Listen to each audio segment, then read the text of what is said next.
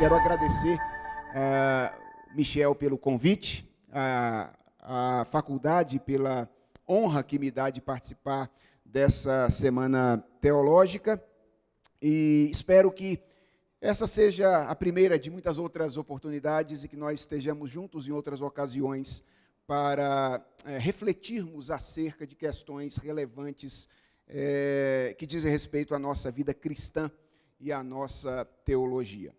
Tendo em vista que a Semana Teológica tem a ver com educação cristã e ela tem a ver também com... a minha palestra tinha um propósito apologético, então eu não vou mudar, no fundo, o propósito da minha palestra, que é a natureza apologética, mas eu vou lidar com uma outra questão um pouco mais fundamental, mais geral e menos específica do que o pensamento de um indivíduo.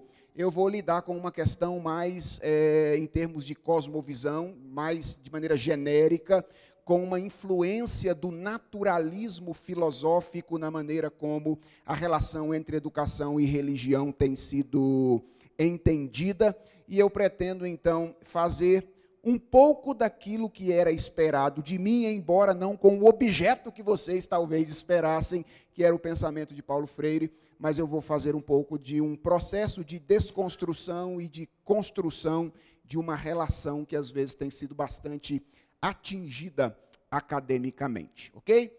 Uma coisa boa é que a palestra que eu vou ministrar para vocês aqui, ela está publicada num pequeno livreto que foi publicado pela editora Fiel, com apoio da AXI, a Associação Internacional de Escolas Cristãs, e o SME, o Sistema Mackenzie de Ensino, cujo título mais da publicação, um título mais mercadológico, é Você Educa de Acordo com o que Adora. Esse é o título dessa publicação.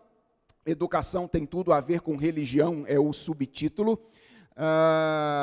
Então, você vai poder ter acesso ao manuscrito da minha palestra, se você quiser, basta entrar lá no site da Editora Fiel, no site da Editora Axi, e se você comprar, então, o livro, você vai ter o esboço, o manuscrito que eu vou usar aqui. Então, se isso te chamar a atenção, você quiser ler alguma coisa mais sobre isso, além de algumas indicações bibliográficas que eu farei à medida que eu for ministrando a minha palestra, você vai poder retomar a palestra na leitura do livreto.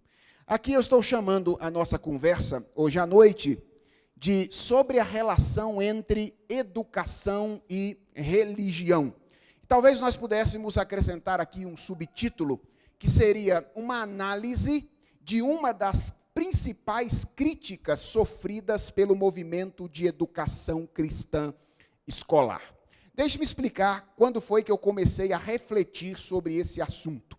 Tem mais ou menos 7 anos que eu lido com educação cristã escolar.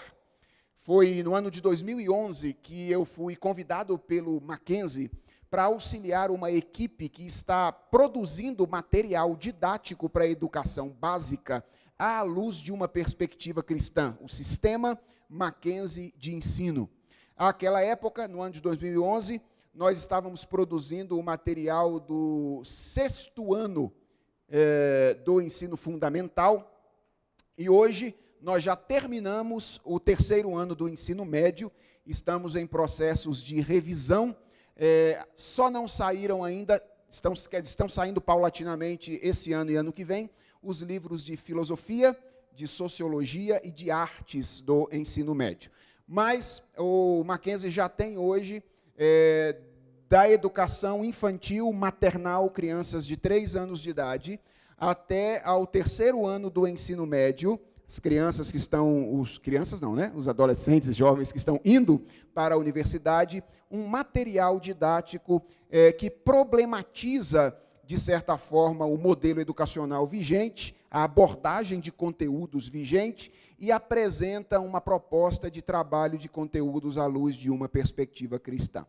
Quando eu ingressei nesse trabalho, eu estava, paralelamente, cursando mestrado em Educação, Arte e História da Cultura, lá no Mackenzie. E, a princípio, eu via como uma possibilidade de trabalho lidar com educação confessional, em algum nível, no meu trabalho de pesquisa final. E à medida que eu conversava sobre o assunto com professores e colegas meus de curso, eu percebia uma certa resistência, às vezes, de professores e dos colegas quase sempre, com a educação confessional ou com a educação cristã. E eu percebi que a crítica, em geral, era muito semelhante, era muito parecida, e ela consistia do fato de que nós que somos adeptos de uma educação confessional, uma educação cristã, estaríamos, na verdade, ajuntando duas coisas que deveriam permanecer separadas. Quais são elas? Educação e religião. Então, basicamente, essa era a crítica que eu sofria todas as vezes que eu falava sobre a possibilidade de uma educação confessional, a possibilidade de uma educação cristã. Então, embora as pessoas não articulassem a sua crítica sempre dessa forma, o que eles diziam no final das contas é: vocês estão querendo juntar duas coisas que deveriam permanecer separadas. Quais são elas? A educação e a religião. À medida que eu ia convivendo com o movimento de educação cristã escolar no Brasil, eu percebia que essa não era uma crítica que apenas eu sofria, mas era uma crítica que muitos educadores cristãos sofriam, principalmente aqueles que trabalhavam em escolas não cristãs. Então, aqueles educadores que estavam trabalhando em escolas públicas sofriam muito com essa crítica de estarem tentando ajuntar essas duas coisas. E eu percebia que isso causava neles uma espécie de arrefecimento dos ânimos com respeito ao envolvimento, ao engajamento com a educação cristã, porque ele precisava ficar o tempo inteiro explicando para as pessoas o que é que ele fazia, como se ele estivesse fazendo alguma coisa diferente dos outros educadores. Então, havia uma espécie de exigência de que ele explicasse a sua atividade, o seu engajamento, e isso ia aos poucos levando as pessoas a arrefecer os ânimos. Isso me incomodou mais do que o fato de ser criticado, ok? O fato de que algumas pessoas poderiam estar sendo desanimadas por essa crítica. E juntou-se a isso o fato de que algumas vezes eu ia falar em igrejas cristãs, evangélicas na maioria das vezes, e quando eu mencionava a possibilidade de educação cristã, eu encontrava entre os próprios cristãos algum tipo de resistência. E aí isso então me incomodava ainda mais, porque eu não conseguia conceber o fato de uma pessoa que crê que o mundo no qual nós vivemos foi criado por Deus, e que ele está sendo redimido por Deus na pessoa de Jesus Cristo, pudesse admitir a possibilidade de que uma área do conhecimento e de atuação como a educação se desenvolvesse fora da relação com Deus. Um cristão que diz que o mundo foi criado por Deus, que o mundo está sendo cosmicamente restaurado por Deus, dizer que educação e religião deveriam ficar separadas. Isso não cabia na minha cabeça. E então eu disse, eu preciso escrever alguma coisa, preparar alguma coisa, pensar um pouco melhor sobre essa relação entre educação e religião, de modo a de alguma forma, questionar os meus críticos por meio de um argumento que fosse um argumento mais organizado e de modo a oferecer aquilo que eu costumo chamar de conforto epistêmico para aqueles que já estão trabalhando com educação cristã. Ou seja, oferecer para eles a tranquilidade de exercerem a sua atividade numa perspectiva cristã, trabalharem com educação cristã, conscientemente, sem precisar ficando se explicar o tempo inteiro para as outras pessoas porque eles fazem isso. E então eu resolvi escrever esse texto, na verdade, primeiro virou essa palestra, que com o incentivo da ACSE, Associação Internacional de Escolas Cristãs, foi textualizada, virou o texto e depois foi publicado nesse pequeno livreto, cuja capa é essa, Você Educa de Acordo com o que Adora, pela editora Fiel, com parceria dessas instituições. Então, basicamente, o que eu vou fazer hoje é apresentar um pouco dessas minhas reflexões a respeito dessa relação entre educação e religião, com dois objetivos. Se você entrou aqui hoje e é daqueles que diz que educação e religião não tem nada a ver, esse negócio deveria ser separado, eu espero que você questione o seu posicionamento depois disso. Você não é, obviamente, obrigado a concordar comigo com os meus argumentos, mas eu espero que você, pelo menos, considere os meus argumentos quando você for pensar essa relação. E se você é alguém que é um educador cristão e, por um acaso, se sente, às vezes, desanimado pela necessidade de ficar explicando o seu trabalho, eu espero que você saia daqui hoje um pouco aliviado. E que você possa respirar depois e dizer, estou preparado para exercer essa atividade conscientemente, sem precisar necessariamente ficar dando muitas explicações às pessoas. Ou dando as explicações quando for conveniente, ok? Basicamente, o caminho que eu pretendo seguir hoje, ele é composto de 3 partes, tá bom? Então, a nossa palestra, ela vai seguir esse caminho que contém, basicamente, 3 estações. Primeiro, eu pretendo oferecer uma crítica da crítica, tá bom? Lembra, eu disse que tem uma crítica, que geralmente é sofrida, e eu quero criticar a crítica. Eu quero fazer uma crítica da crítica, ok? Lembrando o significado dessa palavra, tá bom? Crítica. Ela é uma palavra que tem sido muito desvirtuada e está muito distante do seu significado original, ok?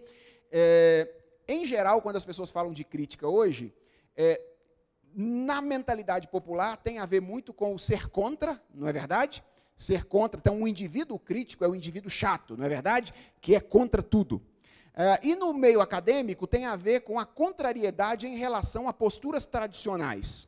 Então, ser crítico, quando a academia em geral fala numa mentalidade crítica, o que ela tem em mente é criticar, posicionar-se de maneira contrária a valores que se apresentem como tradicionais. Contudo, essa palavra, que surgiu na filosofia alemã, no idealismo alemão, mais especificamente no pensamento kantiano e pós-kantiano, né, que é a filosofia crítica. Lá nessa filosofia, crítica não tem a ver especificamente com criticar outros edifícios teóricos somente. Quem é o indivíduo crítico à luz do conceito original da palavra? É aquele indivíduo que está consciente das condições que possibilitam o seu próprio pensamento. Ou seja, é aquele indivíduo que escavou o seu próprio pensamento para saber que ele chega a determinadas conclusões por causa de determinados pressupostos. Porque existem algumas coisas antes que permitem que ele afirme aquilo que ele afirmou posteriormente. Porque às vezes nós fazemos afirmações sem consciência dos pressupostos que as fundamentam. Então, o indivíduo crítico é esse. Quando eu digo que vou fazer uma crítica da crítica, o que eu estou querendo dizer? Que eu vou tentar cavar um pouco a crítica para tentar mostrar o que é que está por trás dessa crítica. Ok? Então, esse é o movimento.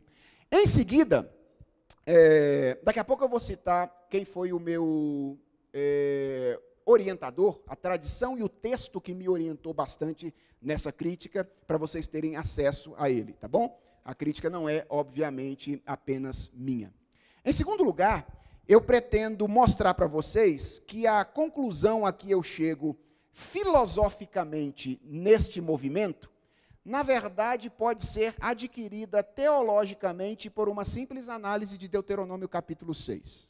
Ou seja, o que eu quero mostrar para vocês é que todo esse caminho filosófico feito aqui é embasado, de certa forma, naquilo que a revelação de Deus já nos diz sobre a relação entre religião e educação, no texto clássico sobre educação cristã, que é Deuteronômio capítulo 6. Aliás, eu costumo dizer que qualquer palestra sobre educação cristã que não cite Deuteronômio 6 não é uma palestra sobre educação cristã. Na verdade, ele é tão clássico, né? Isso é só uma brincadeira, mas ele é tão clássico no que diz respeito à educação cristã, e eu quero mostrar a vocês que a minha afirmação feita aqui, na verdade, é fundamentada naquilo que podemos aprender aqui.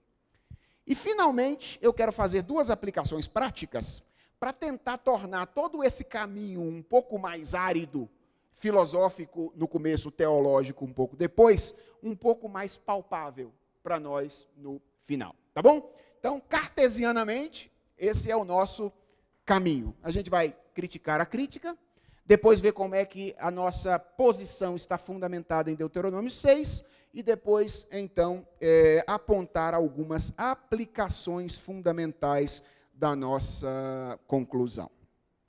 Então, vamos lá. Preparados? Sim?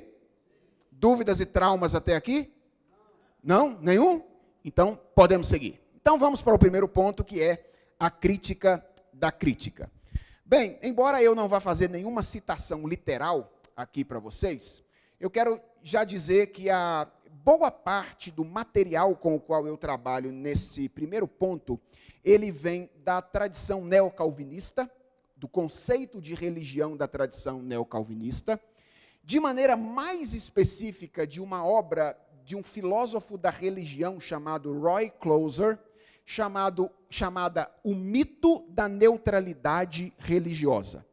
Então, é um pequeno livro que ainda não está traduzido para o português, mas eu já tenho notícias de que ele está em processo de tradução, e em breve nós já teremos esse livro nas nossas mãos, se Deus quiser.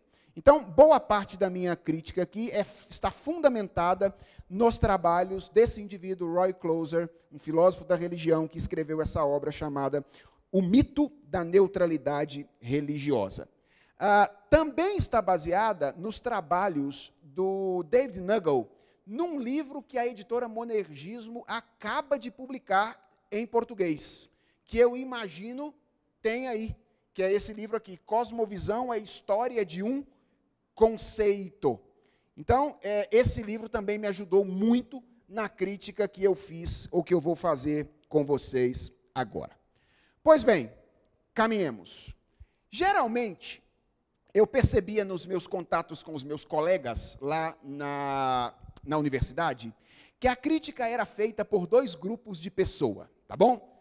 Vocês se lembram qual é a crítica mesmo? A crítica de que a ideia de uma educação confessional, uma educação cristã, ela estaria ajuntando duas coisas que deveriam ficar separadas. Essa é a crítica. Geralmente, quem é que a fazia? Às vezes ela era feita por um grupo de adeptos de uma educação neutra. Às vezes eu conversava com a pessoa que estava levantando essa crítica, e eu percebia que por trás do seu pensamento estava uma suposição ingênua de que existe a possibilidade de um processo educacional, de um pensamento que se desenvolve a parte da nossa existência como um todo. Na maioria das vezes, eu não me engajava muito longamente num diálogo quando eu percebia que esse era o caso. Sabe por quê? Simples. Porque alguém que postula a possibilidade de uma educação neutra está atrasado academicamente só uns 200 anos, entendeu? Ou seja, ele está esposando uma ideia que desde que o Kant começou a pensar e escreveu uma obra que o meu professor de filosofia no seminário me fez ler, mesmo eu entendendo pouquíssimas coisas de filosofia naquela época, mas que valeu a pena porque agora eu sei que ele existe, estou utilizando nesse exato momento, escrita pelo Kant, A Crítica da Razão Pura. A Crítica da Razão Neutra. Desde que Kant escreveu isso, nunca mais se postulou filosoficamente a possibilidade de um pensamento que se desenvolvesse à parte de outras condições da nossa existência humana. Então, eu não me engajava muito no diálogo, porque eu acho que essa pessoa precisa de uma atualização acadêmica. Ela é demasiadamente moderna, enquanto nós já estamos vivendo um tempo posterior. Mas algumas outras vezes, essa crítica era feita por um grupo de pessoas que considerava a relação entre educação e várias áreas da existência. Por exemplo, eles consideravam a relação entre educação e cultura. E eles diziam claramente que a cultura de um povo interfere na maneira como ele educa. E que a educação, de alguma forma, contribuía para a formação da cultura de um povo. Eles também acreditavam e afirmavam a relação entre educação e economia. Por exemplo, eles diziam: como é que um aluno vai aprender se ele chega na aula e ele nem comeu? O que ele está dizendo? Que a condição econômica de um indivíduo interfere na sua Educação. E boa parte deles dizia que um dos propósitos da educação era levar as pessoas a ter melhores condições de vida. O que eles estavam dizendo com isso? Que há uma relação entre educação e economia. Eles admitiam a possibilidade de uma relação entre educação e política, por exemplo. Eles falavam-se muito em políticas educacionais. As pessoas discutiam muito, e hoje se discute frequentemente o papel político da educação, principalmente depois do advento do projeto Escola Sem Partido, que está sendo divulgado e aprovado em vários lugares, rejeitado em outros, e etc. A relação entre educação e política era clara na mente de muitos dos meus colegas. Mas quando eu falava na relação entre educação e religião, aí os caras pulavam dessa altura. E isso começou a me encucar. Por quê? Que essas pessoas admitem a possibilidade da relação entre educação e cultura, educação e economia, educação e política, mas quando eu afirmo a possibilidade de uma relação entre educação e religião, as pessoas então dizem, não, isso aí é coisa de igreja, isso aí não tem nada a ver com a discussão para cá, isso vocês estão querendo juntar duas coisas que deveriam estar separadas. Bem, eu confesso a vocês que eu creio que essa ainda é uma questão, as motivações finais pelas quais isso acontece é uma questão que ainda precisa ser pesquisada. Eu suspeito, tá bom? Que uma delas possa ser escantear o cristianismo da esfera pública. É só uma suspeita, eu acho que temos que pesquisar melhor porquê da negação dessa relação. Mas eu descobri que a razão mais imediata, a estratégia acadêmica utilizada para manter essa distância entre educação e religião poderia ser imediatamente questionada. E aí eu cheguei à conclusão de que, na verdade, as pessoas que geralmente fazem essa crítica à relação entre educação e religião, ao movimento de educação escolar cristã, o fazem ou a fazem por terem uma definição superficial ou equivocada de religião. Ou seja, por que as pessoas assumem a relação entre educação e várias coisas? Ou como é que elas conseguem academicamente fazer isso? Assumir a relação entre isso, a educação e essas áreas, e negar a relação entre educação e religião. Elas conseguem fazer isso porque elas têm uma definição superficial de religião. E talvez aqueles meus irmãos cristãos, lembra? Que ouviam as minhas palestras e que ficavam meio impressionados de alguma tentativa de relação entre educação e religião, tinham dificuldade de se engajar nesse projeto, exatamente por trabalharem com a mesma definição superficial ou equivocada de religião. E o meu argumento básico é que se nós redefinirmos religião e trabalharmos com uma definição mais adequada, mais correspondente de religião, nós vamos perceber que, na verdade, a relação entre religião e educação não é uma relação impossível, longe disso. Ela é uma relação necessária. Assim como a relação entre educação e cultura, a relação entre educação e política, a relação entre educação e economia, e assim sucessivamente. Deixa eu tentar explicar um pouco isso agora de maneira mais prática.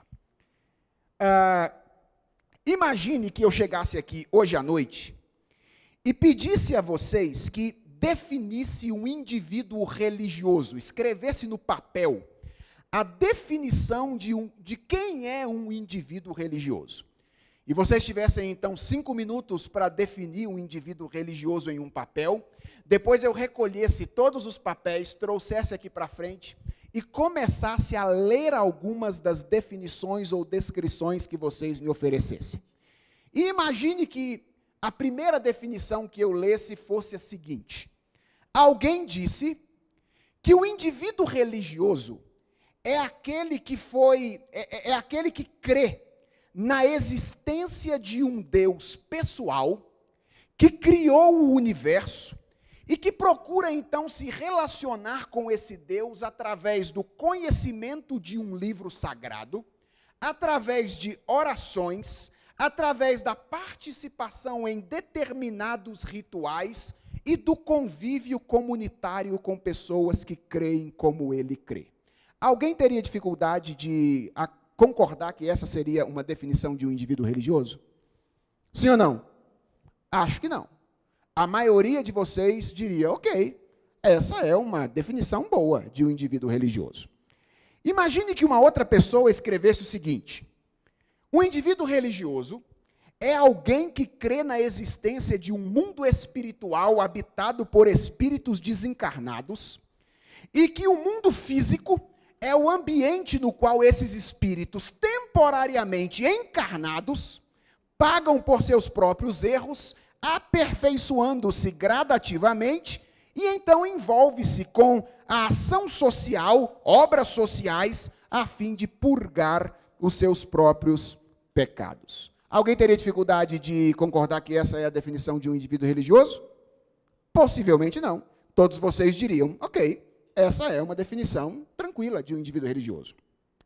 Imagine que eu lesse outra definição e dissesse, olha, teve alguém aqui que disse que o indivíduo religioso é alguém que sustenta a existência de uma força superior, impessoal, uma espécie de harmonia universal, da qual o homem participa pelo contato com determinados elementos da natureza, terra, água, ar, cristais, ok? Elementos da natureza. E por isso se dedica incansavelmente a conhecer e a organizar a sua vida em torno do eventual impacto de cada um desses elementos naturais. Alguém teria dificuldade de definir esse indivíduo como um indivíduo religioso? Provavelmente não. Essas três definições passaria muito facilmente pelo crivo de vocês se eu as lesse como a definição de um indivíduo religioso. Agora imagine que eu lesse a seguinte definição. Uma pessoa disse que um indivíduo religioso é um professor universitário materialista que sustenta que o conhecimento racional do mundo é o caminho definitivo para a experiência de valor e de reconhecimento, e por isso dedica todo o seu tempo, recursos e energia no projeto de tornar-se um indivíduo culto. Algum de vocês diria que essa é a definição de um indivíduo religioso? Possivelmente não.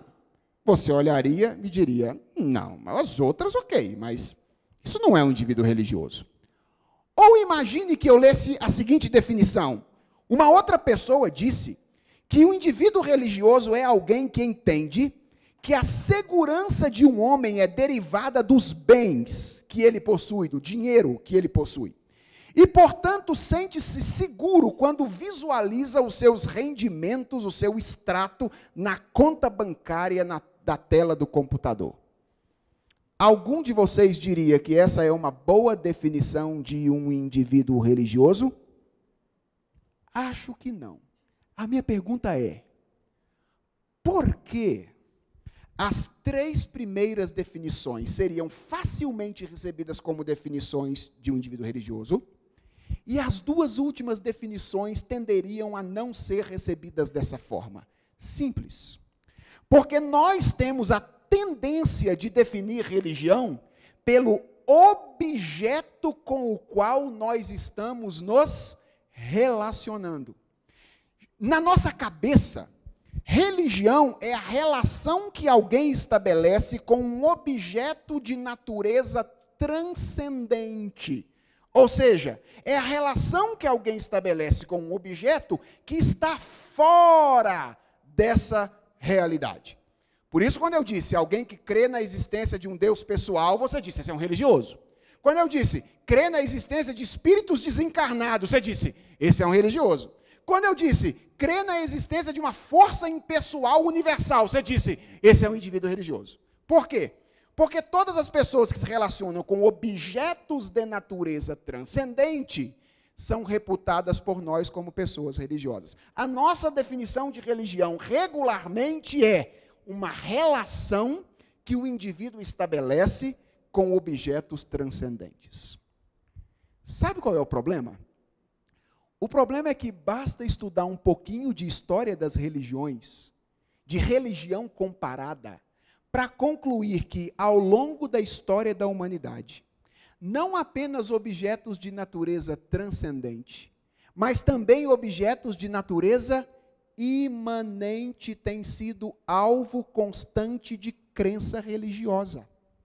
Por exemplo, você certamente poderia se lembrar de inúmeras religiões que adoram os astros celestes.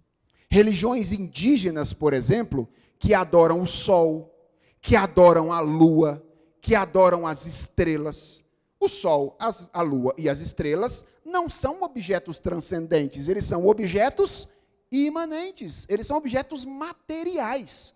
Contudo, podem ser alvo de crença religiosa. Você pode se lembrar, por exemplo, de determinados ramos de religião oriental, o hinduísmo, por exemplo, que expressa e devota sua fé, deposita sua fé em alguns animais. Por exemplo, aquela novela que passou recentemente na TV Globo, como é que é o nome mesmo daquela novela? Que mostrou um dos ramos do hinduísmo. Como é que é o nome? Isso, essa é a maneira de pastor descobrir quem assiste novela. Acabou de cair na minha pegadinha. Caminho das Índias, exatamente. É isso aí. Essa novela mostrou isso para os brasileiros de maneira clara, né? Como é que objetos imanentes como uma vaca ou um rio podem ser alvo de crença religiosa? E você poderia pensar, por exemplo, em homens que às vezes são vistos como divinos ao longo da história. Caso do imperador romano, por exemplo, que era tratado como uma divindade. Então, nota o que eu estou dizendo para vocês. É que, em geral, nós trabalhamos com uma definição de religião que é insuficiente à luz daquilo que a história das religiões nos mostra.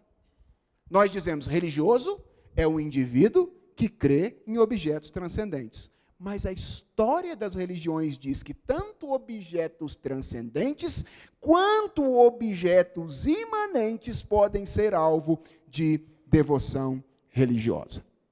Isso significa que nós precisamos de uma outra definição de religião que esteja mais correta. E qual seria a maneira, então, de definir religião?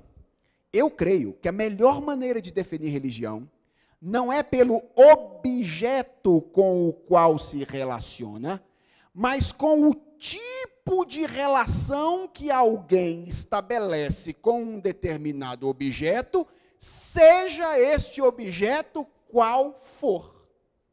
Ou seja, o que determina se uma crença, uma relação, é uma relação ou uma crença religiosa, não é o objeto, mas é a maneira como eu creio, o tipo de relação que eu estabeleço com um determinado objeto. Veja, nas definições que eu apresentei, os objetos das três primeiras são diferentes dos objetos das duas últimas. O primeiro é um Deus pessoal. O segundo é um conjunto de espíritos desencarnados. O terceiro é uma harmonia universal. Objetos transcendentes. O quarto é o conhecimento racional, o professor universitário. O quinto é o dinheiro, os bens materiais, objetos imanentes. Quanto aos objetos, as definições são diferentes. Mas quanto ao tipo de relação, elas são idênticas. Tanto os primeiros quanto os últimos se relacionam com determinados objetos como se eles fossem a fonte ou o objeto do seu amor e da sua confiança definitivas. Ou seja, um cristão é o indivíduo que se relaciona com um Deus pessoal, porque crê que aquilo que ele necessita em termos existenciais de modo mais profundo é derivado do Deus pessoal com o qual ele se relaciona. O indivíduo que se sente seguro quando olha na tela do computador e vê a quantidade de recursos que tem, fica tranquilo porque acredita que as suas necessidades essenciais, existenciais mais básicas, são satisfeitas à medida que ele tem aquilo que ele quer ter. Os objetos são diferentes, mas o tipo de relação é idêntica. Qual é a diferença entre o indivíduo que olha para a sua conta bancária e se sente seguro? Vocês viram o meu extrato, como é que está ali? Dá uma olhadinha. Olha só. Ok? E o indivíduo que se sente seguro depois de uma reunião de oração? Qual é a diferença entre o indivíduo que vai a uma reunião de oração e depois sai de lá, depois de ter colocado seus anseios diante de Deus, dizendo: posso descansar, estou seguro.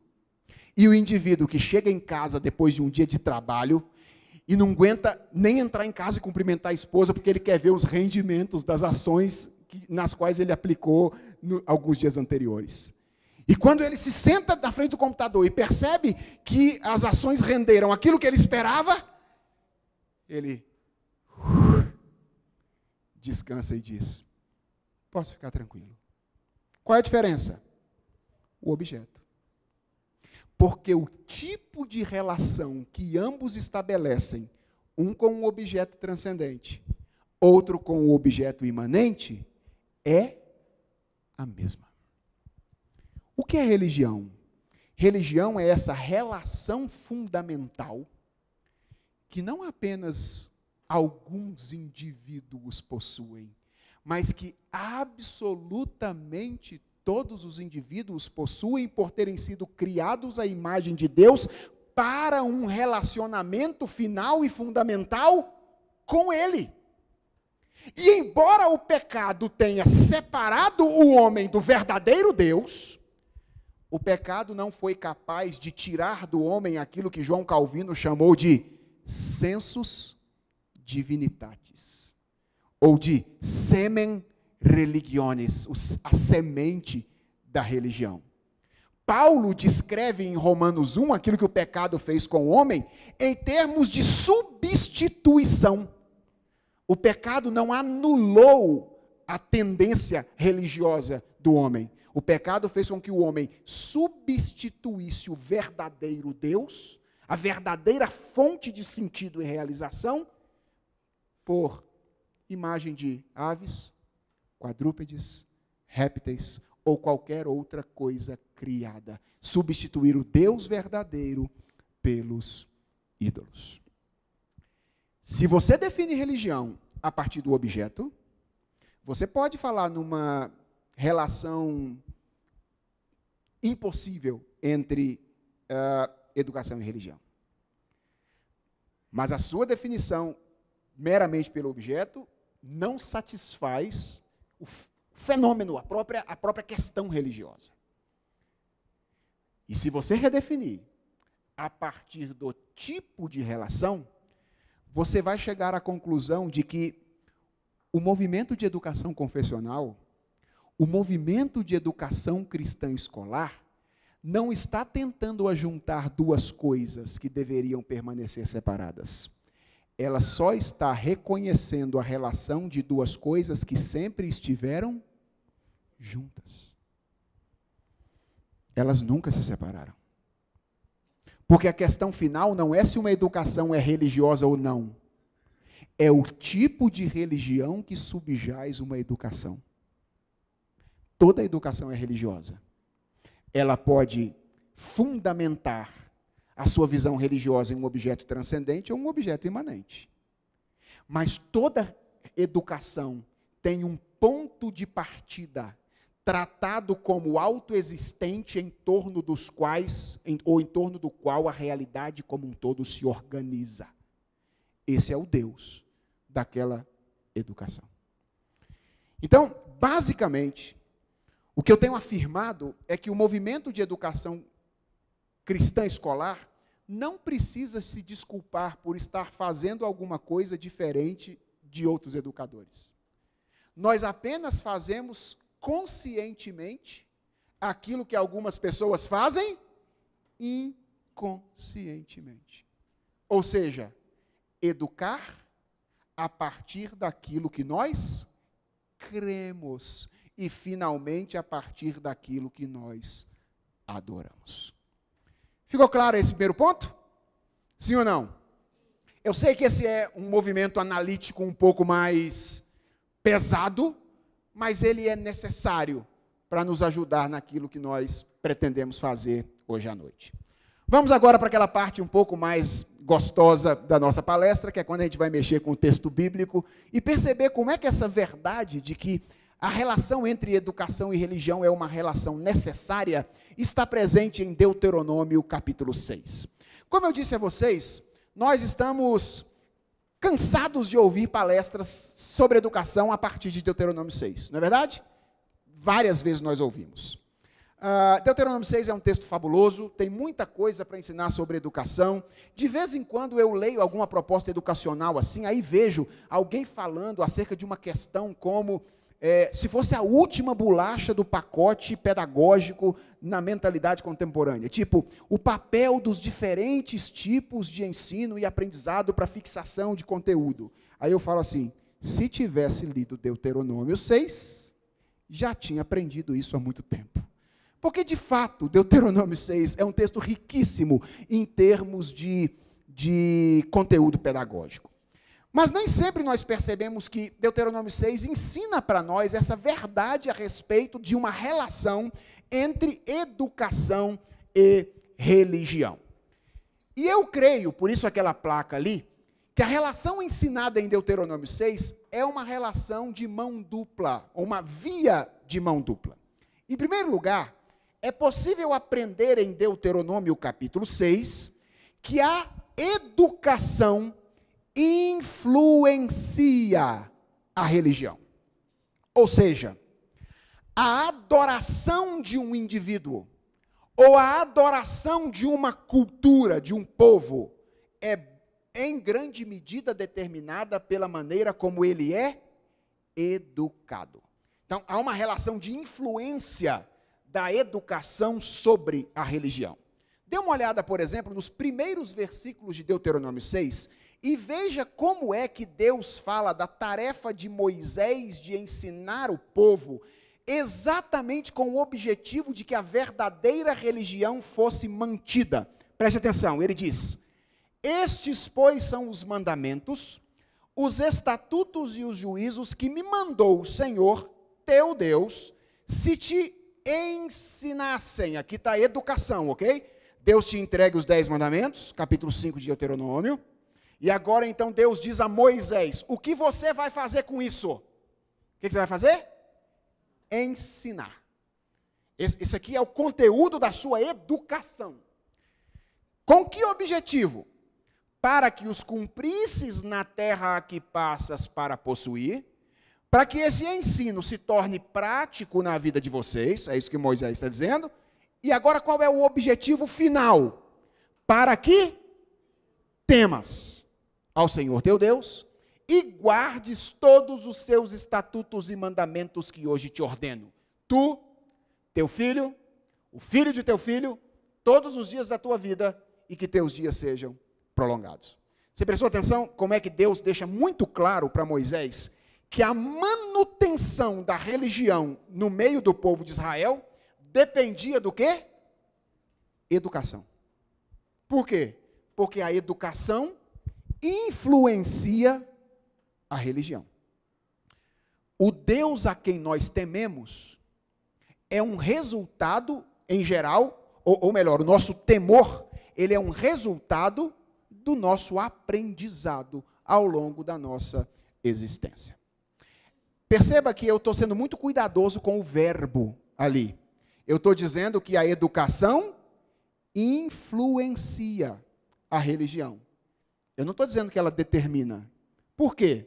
Porque certamente a manutenção da religião exige mais do que educação. Não é uma questão de que, olha, se você submeter esse indivíduo a essa educação, com certeza ele vai, lá na frente, manter essa religião. Nem sempre. Por quê? Porque a manutenção da religião envolve mais do que a educação. Numa perspectiva reformada, envolve até a eleição eterna de Deus na vida de uma pessoa. Ok? Mas é inevitável. Até aquelas pessoas que substituem a sua religião, em geral o fazem porque foram submetidas a um novo processo de educação. Não é verdade? Então o indivíduo é a vida inteira educado na igreja, aprendendo a verdade sobre Deus. Aí ele chega na universidade. Ele tem um choque e recebe uma outra educação. E aí então ele abandona a fé, às vezes isso acontece, né? Graças a Deus, não é sempre. Mas às vezes isso acontece. Ele recebe uma outra educação, então ele abandona a fé e vai então a amar a outros deuses. Veja, houve um novo processo de educação que o levou àquela nova religião. Ok? Então, há sempre uma relação entre a educação e a religião. Essa é a primeira via. Mas a segunda é a que mais nos importa. Se por um lado, Deuteronômio 6 ensina que a educação influencia a religião, ele ensina claramente que a religião determina a educação. E aqui eu estou sendo muito mais pesado, mais forte no uso do verbo do que eu fui anteriormente. E ele foi escolhido a dedo. A relação aqui não é apenas uma relação de influência, mas é uma relação de determinação. Como é que a gente percebe isso em Deuteronômio 6? Em geral, a maioria das mensagens, das aulas, das tratativas que se tem de Deuteronômio 6, enfatiza os imperativos práticos, não é verdade? Quando você ouve assim, um sermão sobre Deuteronômio 6, a ênfase está onde? Tu as inculcarás a teus filhos, delas falarás assentado, andando pelo caminho. E aí o pregador diz, está vendo, você tem que fazer isso. Se você não fizer isso, seu filho não vai ser um homem temente a Deus. Então tem que fazer isso o tempo inteiro, andando pelo caminho, sentado e tal. E a ênfase é colocada nesses imperativos práticos. O que nós não percebemos muitas vezes é que os imperativos práticos do verso 7, o inculcarás, o falarás, eles estão subordinados a outros dois imperativos anteriores que condicionam a execução e o cumprimento dos imperativos do verso 7. Ou seja, você só pode fazer isso aqui se antes fizer outras duas coisas. E qual é a primeira coisa? Que é condicional para que a exigência de educar à luz de uma perspectiva teocêntrica exigida por Deus aqui, fosse real. A primeira está no verso de número 6. Estas palavras que hoje te ordeno estarão no teu coração. Então, a primeira coisa é, você precisa ensinar isso para as pessoas. Só que antes de ensinar isso para as pessoas, a condição para que você ensine isso para as pessoas é que isso esteja primeiro aonde? Em você. Por quê? Porque esse é um princípio pedagógico. Ninguém pode ensinar aquilo que não sabe, aquilo que não aprendeu. Mas é altamente significativo que o texto diz que as palavras têm que estar aonde? No coração. E eu creio que vocês já ouviram dizer que na mentalidade hebraica, sobretudo, o coração é aquele lugar da existência humana que é o núcleo do nosso ser, que controla a existência como um todo. Daí Provérbios dizer lá no capítulo 4, verso 23, de tudo o que se deve guardar, guarda o teu coração. Por quê? Porque dele procedem as fontes da vida. Porque se o seu coração estiver guardado, o restante estará. O coração é o núcleo da existência. de onde brotam os nossos pensamentos, as nossas afeições, as nossas decisões, tudo brota de lá. Quando, portanto, o Senhor diz, estas palavras estarão primeiro no teu coração, Ele não está falando apenas de um aprendizado intelectual de proposições. Ele está falando da conformidade integral da existência às palavras dele. Ele está falando de identidade. Ou seja, a primeira relação que Deuteronômio 6 estabelece é uma relação entre educação e identidade.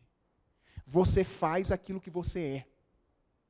Então, para ensinar como Deus quer, em primeiro lugar você precisa ser como Deus quer. Por quê? Porque é uma relação entre educação e identidade. Você faz o que é. Mas essa não é a relação final. Há uma exigência anterior. E qual é essa exigência? Amarás, pois o Senhor teu Deus de todo o teu coração, de toda a tua alma e de toda a tua força. Para você ser o que Deus quer que seja, a condição é que Deus seja a sua religião. Ou seja, que Deus seja aquele autoexistente em torno do qual você organiza a sua existência como um todo. Para educar, você tem que ser. Mas você é aquilo que você adora. Aquilo que você adora forma aquilo que você é. O que Deuteronômio 6 está fazendo aqui, ao falar de educação cristã, é estabelecer uma relação fundamental entre três coisas, que não funcionam apenas no cristianismo, funcionam como princípio pedagógico em qualquer lugar. Aquilo que você faz é determinado por aquilo que você é. E aquilo que você é determinado por aquilo que você adora. Ou seja, Deuteronômio 6 ensina exatamente aquilo que eu disse antes, que há uma relação necessária entre educação e religião. Aquilo que você adora determina quem você é. E quem você é determina o que você faz. Daí o nome do meu livretinho. Você educa de acordo com o que adora. É a sua religião que determina a sua educação. Bem, feita essa rápida interpretação de Deuteronômio 6, deixe então fazer duas rápidas aplicações que eu acredito podem nos ajudar a entender de maneira mais prática como é que isso se aplica na vida escolar de maneira mais particular. Então, eu quero, em primeiro lugar, trabalhar com abordagem de conteúdos, tá bom? A relação entre religião e o conteúdo da educação escolar. Essa é uma questão bastante problemática. Muitos professores acreditam, por exemplo, que quando eles optam por um determinado livro didático ou uma determinada abordagem de conteúdos, eles estão apenas optando por um determinado arranjo. Que eles podem escolher, sabe, qualquer livro didático para ministrar suas aulas, porque o que muda é só assim, o jeito que os conteúdos são arranjados, ou assim, e assim sucessivamente. Quando os professores veem alguma relação entre, assim, uma abordagem cristã de conteúdos e a dimensão escolar, eles veem com muita facilidade com relação a algumas disciplinas. Então, por exemplo, história, e aí eles conseguem estabelecer alguma relação, afinal de contas, o cristianismo é também um movimento histórico, e aí então estabelece alguma relação, ou então filosofia, que discute as questões mais existenciais do ser humano, e aí então há uma relação entre cristianismo e isso, mas quando chega em disciplinas mais duras, não é? De núcleo mais duro, como matemática, física, aí o pessoal fala, não, isso aí não tem diferença nenhuma, 1 mais 1 é igual a 2 na educação cristã e na educação dita dita secular, não cristã. O que seria educação cristã? É só ensinar 1 mais 1 igual a 2, aleluia? É isso que é educação cristã?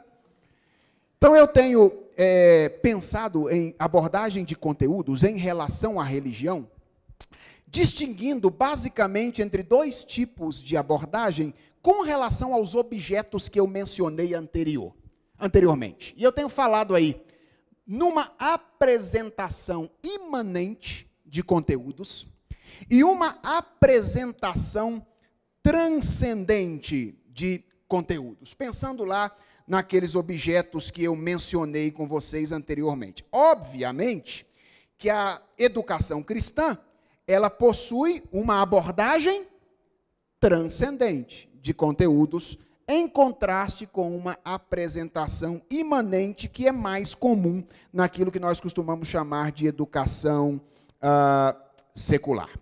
Deixa eu tentar definir basicamente o que seriam essas 2 abordagens de conteúdo.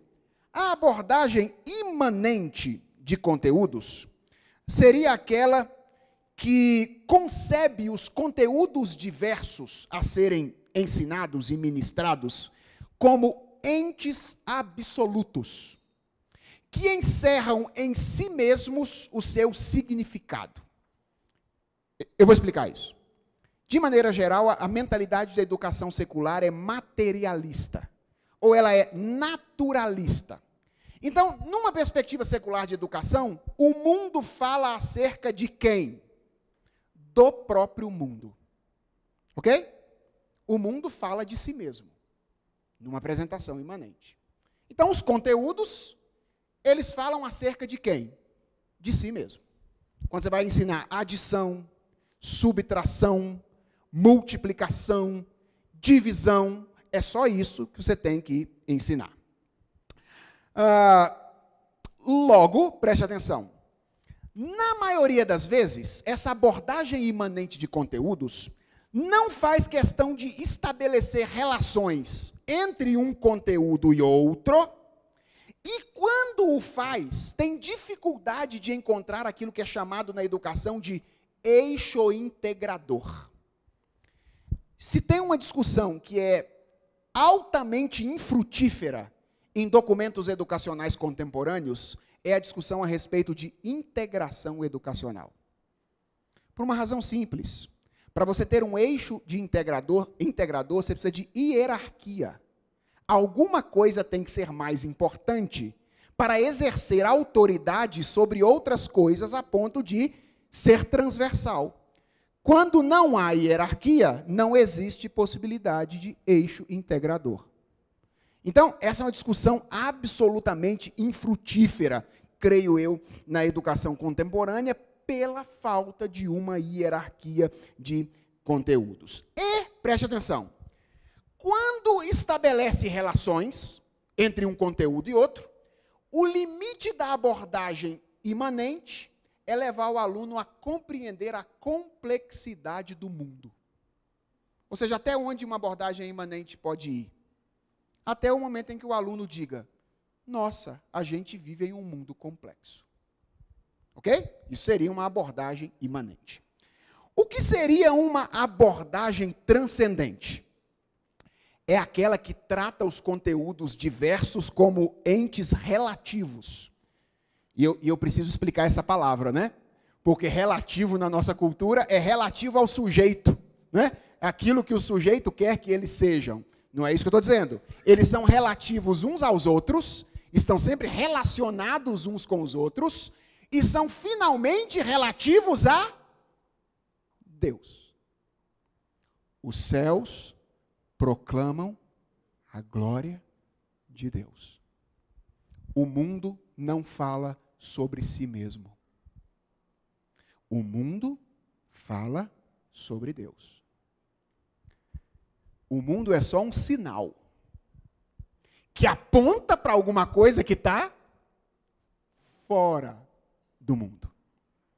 A abordagem transcendente, ela relaciona ou luta por relacionar os conteúdos entre si e, finalmente, luta para relacionar esses conteúdos àquele que trouxe a realidade à sua existência que é Deus. Talvez você esteja pensando assim, professor, esse negócio está muito teórico, dá um exemplo palpável. Então deixa eu dar um exemplo palpável.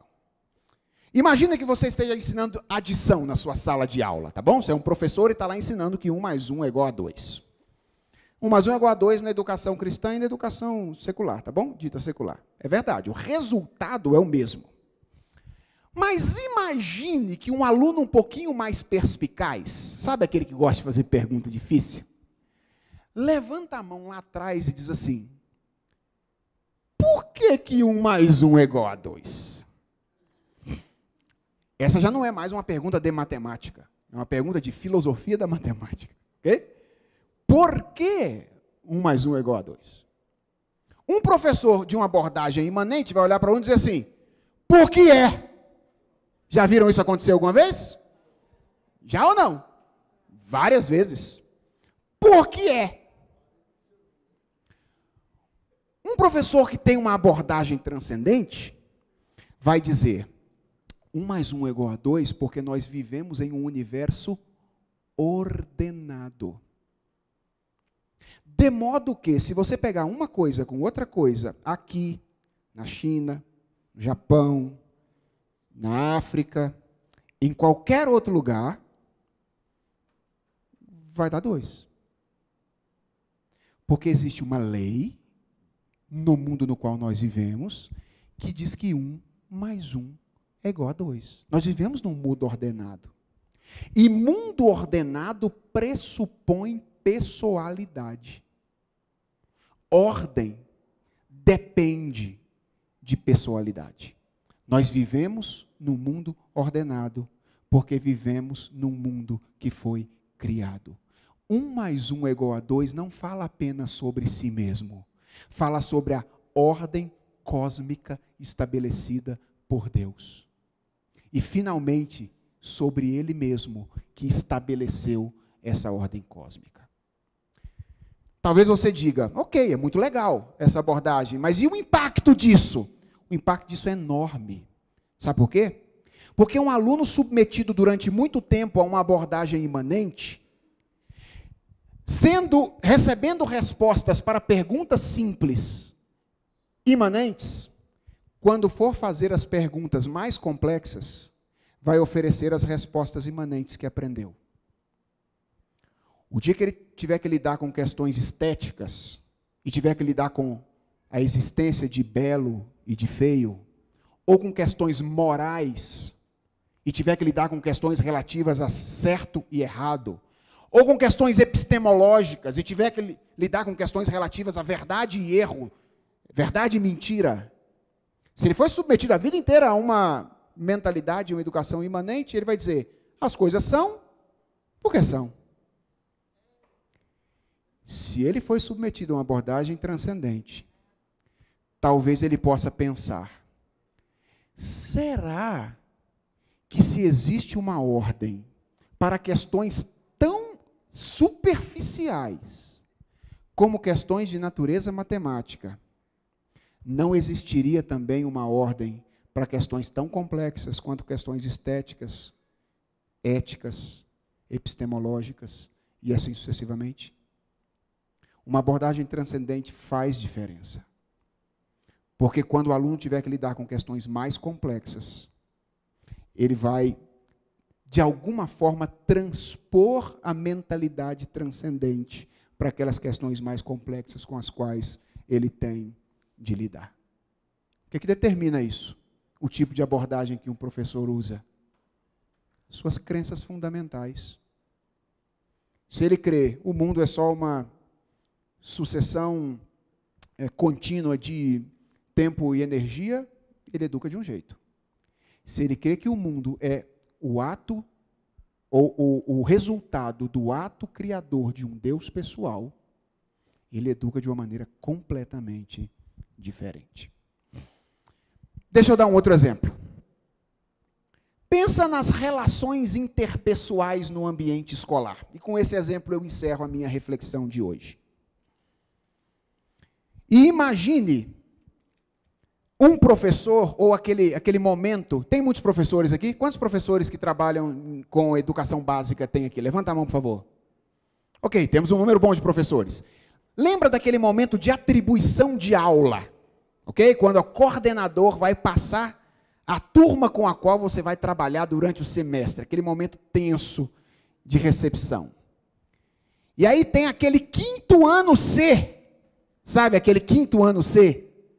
Que ninguém quer. Sabe? Aquele que tem aquele indivíduo lá, respondão, e etc. Então, quinto ano C. E aí você está lá na atribuição de aula, e de repente o quinto ano C é atribuído para uma professora. Ela fecha o rosto, dá uma cutucadinha em você e diz assim: eu devia ganhar o triplo para trabalhar nessa escola.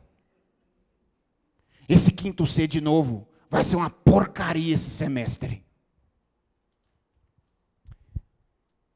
Imagine que você está numa outra reunião. E o quinto C cai para uma outra professora, que está do seu lado. Ela olha para você e diz assim: quinto C. É aquele, não é? É aquele. Vai ser difícil. Vai ser difícil. Mas eu já trabalhei com outras turmas em outras ocasiões. E eu me lembro de que, mesmo em situações difíceis, eu tive graça para fazer progresso com turmas complicadas. Acho que dá. Vai ser difícil. Mas eu acho que é possível fazer algum progresso. Veja, a segunda postura, você diria, uma postura altamente religiosa, chamou Deus para conversa, então é religioso. A primeira não tem nada a ver. Ambas são posturas religiosas. A primeira, ou a segunda, é uma postura dirigida por uma visão teísta da vida, que tem uma noção de trabalho interpretada em termos da ideia de vocação. Deus me chamou para isso. Ele me habilita para isso. Veja, ela não é uma visão irrealista, ingênua. A pessoa pode dizer, não será fácil. Mas quando Deus está sendo adorado, é possível encarar momentos como esse de maneira um pouco mais tranquila. A outra é uma postura tão religiosa quanto essa. Só que o Deus é um pouco diferente. Ela é uma visão que, naquele momento, desconsiderou a ação de Deus. E ela foi relativamente idólatra. Quando ela disse assim, eu devia ganhar mais para trabalhar aqui. O que ela estava revelando? Que ao invés de trabalhar como um exercício de vocação, ela trabalha apenas por razões econômicas. Entendam, irmãos. Nós também trabalhamos por razões econômicas, ok? E é justo trabalhar também por razões econômicas. E também é justo que patrões remunerem os seus empregados de maneira honesta. Mas agora é só um exemplo pontual para tratar da figura do professor. Não estou falando do gestor agora, estou falando do professor. O professor cristão não trabalha fundamentalmente por razões econômicas. Ele trabalha como um exercício de vocação. E percebe? É altamente relevante o fato de que quando Jesus Cristo organizou os 10 mandamentos em 2, ele estabeleceu uma ordem para eles. Ele disse, a lei se resume em amar a Deus sobre todas as coisas e ao próximo como a si mesmo. Perceba, o amor a Deus antecede o amor ao próximo. Por quê? Porque um é condição para outro. Ninguém pode amar o próximo adequadamente se Deus não for amado primeiro. Porque enquanto eu amo mais a mim mesmo do que a Deus, eu uso as pessoas para o meu próprio benefício. Só o dia que eu me liberto da idolatria de mim mesmo e consigo amar a Deus verdadeiramente, o que é um processo de aprendizado que dura toda a nossa vida, processo de santificação, é que eu aprendo a amar o outro de maneira mais adequada. O meu ponto é simples. O que determina a maneira como nós nos relacionamos com as outras no ambiente escolar? A nossa religião. Aquilo a que nós finalmente amamos. É por isso que o título do meu livrinho é Você Educa de Acordo com o que Adora. Educação tem tudo a ver com religião. E é por isso que se o nosso desejo e interesse é promovermos uma educação verdadeiramente cristã, preste atenção, não há nada mais essencial para nós do que aprendermos a amar a Deus. Esse é o desafio maior.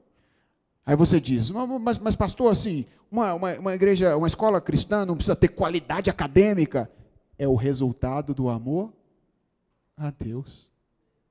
Uma escola cristã não precisa ter gestão correta, adequada. É o resultado do amor a Deus. O problema é que às vezes a gente separa as duas coisas, né? Como se fosse, a minha escola é muito cristã. Ela é uma porcaria no ensino, mas ela é uma escola cristã. Ela faz oração, ela faz... Não, é o resultado do amor a Deus. Quem ama a Deus tentará ser o melhor educador, a melhor escola, a melhor igreja na formação de outras pessoas. Bem, eu espero que de alguma forma esse momento tenha sido útil para vocês, lhes ajude não apenas na consideração dessa crítica que tem sido feita e às vezes desestimula algumas pessoas, mas que lhes ajude principalmente a pensar na necessidade de amar a Deus sobre todas as coisas para efetivar uma educação verdadeiramente cristã.